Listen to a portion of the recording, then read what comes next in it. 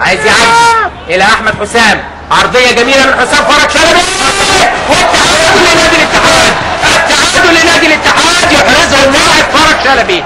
هجمه منظمه لنادي الاتحاد، واتت التمريره الرائعه من احمد حسام الى فرج شلبي داخل منطقه الجزاء، وقف الراجل واطلق التصويبه على يمين محمد عبد المنصف، تعلن عن هدف التعادل لنادي الاتحاد في منتصف الشوط الثاني تماما، وبالتحديد في الدقيقه 23.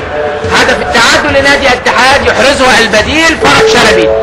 يلعب نادي الزمالك سريعا، مصطفى جعفر وقف على كورته، مصطفى الى علاء كمال، تطول من علاء. سنشاهد مباراة أخرى أعزائي المشاهدين، سنستمتع بالجزء الباقي من هذا اللقاء.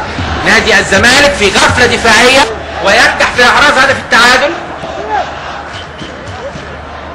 أول مباراة له فرج مع نادي الاتحاد، وينجح فيها في إحراز أول أهدافه